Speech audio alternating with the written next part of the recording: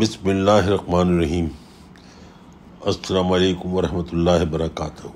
میں آصف رحمان علوی آپ کی خدمت میں حاضر ہوں۔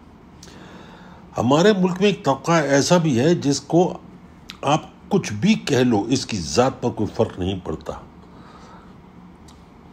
پڑے گا بھی کیسے؟ اس کی کوئی ذات ہی نہیں۔ ذات تو اس کی ہوتی ہے جس کا کوئی خاندان کنبہ ہو۔ یہ عجیب و غریب مخلوق ہے۔ باپ کہتا ہے کہ اس پر بھروسہ مت کرنا، یہ بات کا پتنگڑ بنا دیتا ہے۔ جب بھی کوئی خاص بات کرنی ہو یا کوئی ایسی بات جس کا پردہ رکھنا ہو، اسے پہلے کمرے سے نکال دینا، کھڑکیاں دروازے بند کر دینا۔ یہ مخبر ہے 10 روپے میں یہ اپنی عزت کے ساتھ آپ کی عزت بھی داؤ پر لگا سکتا ہے۔ گو کہ عزت تو ہے نہیں، پھر بھی احتیاط ضروری ہے۔ یہ بھی اسی کے باپ نے کہی تھی۔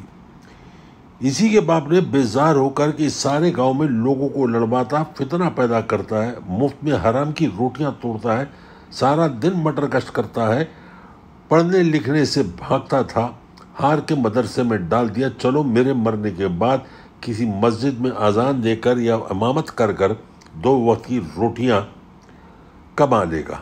پر کہاں؟ جسے بچپن سے ہی حرام کی روٹیاں توڑنے کی عادت ہو،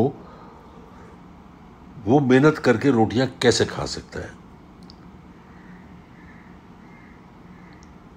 آج بھی ہر دور میں حکمران پارٹی کے ساتھ مل کر اپنی روٹیاں سیک لیتا ہے اور چل سو چل، ویسے اپنے آپ کو عالم بھی کہلاتا ہے، اور بیوقوف اس کے پیچھے پیچھے ایک مذہبی سیاسی جماعت کا کتا دھرتا بھی ہے۔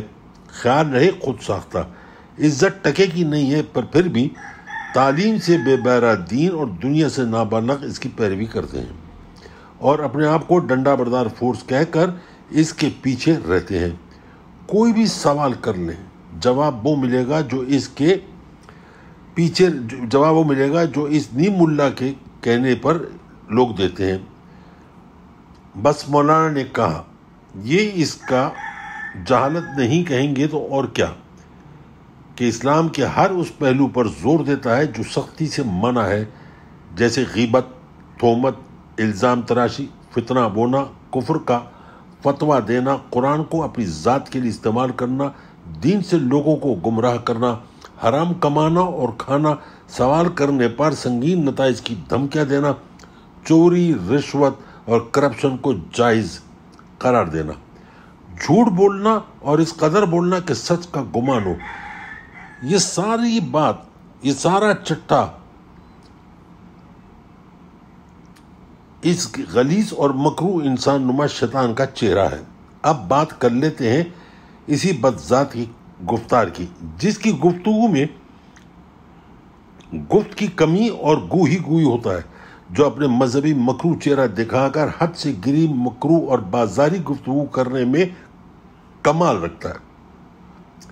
ایسی گفتگو جو کسی مہذب گھرانے تو دور کسی طائف کے کوٹھے پر بھی استعمال ہو۔ اب ایسے شخص کی کیسے ذات، گھرانہ اور خاندان میں نہ بولی جائے؟ ایسے شخص کی گفتگو کسی ذات یا گھرانے اور خاندان میں نہ بولی جائے۔ جب کل اس خبیث کی نیشنل ٹی وی پر گفتگو سنی، جو کہ اپنے مخالف پارٹی اور اس کے چاہنے والوں کے بارے میں کی لعنت بھیجنے کے سوا اور کوئی چارہ نہیں تھا۔ گفتگو کم اور دھمکی زیادہ تھی۔ عمران خان کو مخاطب کیا اور کہا کہ ہم جمعیت والے ابھی زندہ ہیں، اگر ہم چاہیں تو زمین اتنی گرم کر دیں کہ تمہارے یوتھیے اس پر پاؤں نہیں رکھ سکیں گے، ان کے تلوں پر چھالے پڑ جائیں گے، فضا اتنی گرم کہ تمہاری تتلیوں کے پر جل جائیں گے۔ مجھے یقین ہے کہ قوم کو اس گفتگو کو سننے کے بعد اس کی حسب نسب جس پر سوالیہ نشان تھا اب نہیں رہا ہوگا۔ اس کے عالم ہونے پر بھی اس کی پرورش کہاں ہوئی ہوگی کا پتہ چل گیا ہوگا۔ غرض یہ شیطان کی پیدائش، پرورش، رہائش کس مقام اور جس ماحول میں ہوئی ہوگی، اس کا اندازہ ہو گیا ہوگا۔ میں نے ابھی تک اس کا نام نہیں لیا،